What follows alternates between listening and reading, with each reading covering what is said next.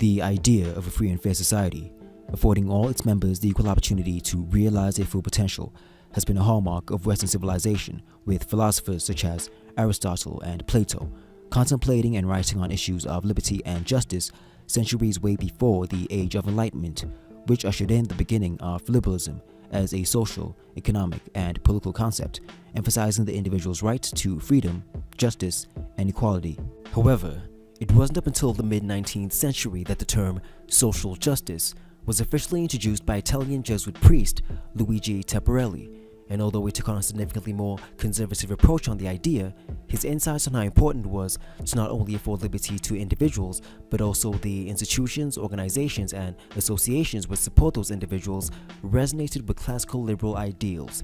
Therefore, it came to be that he and many others like him would emphatically begin to carve out and bring to definition the meaning and vision of social justice,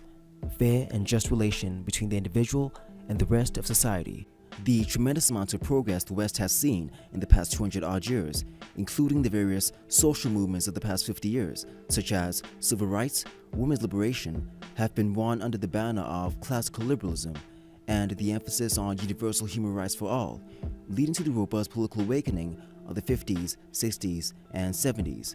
However, during the very same time, a different kind of political movement was brewing within the capital of France. Civil unrest took over the country, with protests rallying against capitalism, consumer culture, and exploitation of the working class, which saw up to 11 million workers going on strike, coupled with students protesting and occupying campuses across the country. Marxism's influence on academic, social, political, and economic discourse during this time culminated into an unprecedented wave of dissatisfaction and uproar from both the working class and students alike, nearly bringing the country to its knees.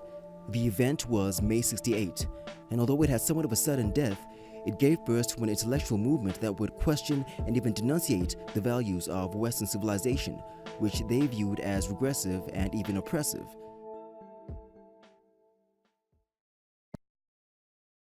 A considerable sign of this shift was Tel Quel, a publication made up of some of France's leading intellectuals, philosophers, and writers. Their avant-garde approach to various subject matter and public discourse distinguished these French intellectuals as activists rather than mere thinkers and writers. This was particularly in response to what they considered to be a broken down, limited, and restrictive approach of modern political, social, and academic discourse. Their unorthodoxy became somewhat fashionable and mirrored what is now regarded as postmodernist philosophy, which by the early 70s was well on its way towards influencing universities all over the West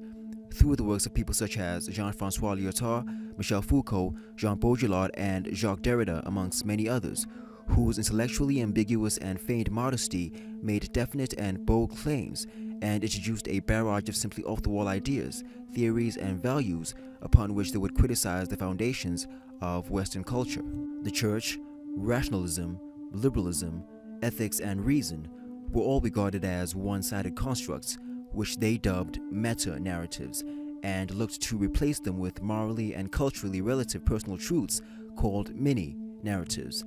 This meant that the world, according to feminists, ethnic, sexual, racial, and religious minorities, would take social, political, and academic priority without having to pass the test of what is now deemed oppressive, scientific, and rational inquiry. Under the theories offered by postmodernism, individual and interpersonal issues became intrinsically political and consisted of a Marxist class struggle model of oppressive versus oppressed, or men versus women, whites versus non-whites, science versus personal interpretation, etc., and so on, which has become a constant theme in pretty much every postmodernist concept ever devised. Women's studies, gender studies, critical theory, feminist theory, post-colonialism, queer theory, critical race theory, etc. are just a few of the subjects of study brought on and perpetuated by postmodernism, which pretty much envenomed the universities of the West and beyond. Sociology, anthropology, art, and literature have pretty much become a mishmash of postmodernist abstraction, giving birth to a generation of students and young adults filled with self-righteous outrage at the patriarchal, misogynistic, imperialist social order. And just like the French intellectuals of the 1960s, they would brand themselves as intellectual activists, crusaders for social justice, and revolutionaries.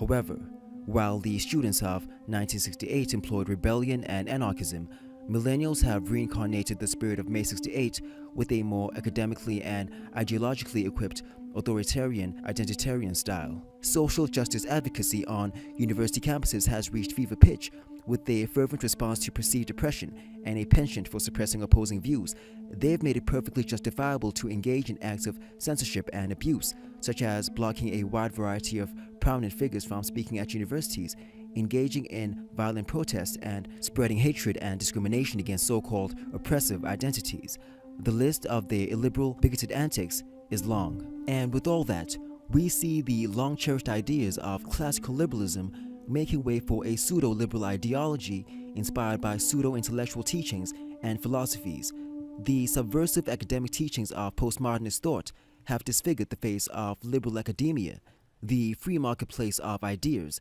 has turned into a space centralized by a suppressive, totalitarian minority. These are the fruits of postmodern Marxist adaptations of reality, the byproduct of regressive progressivism.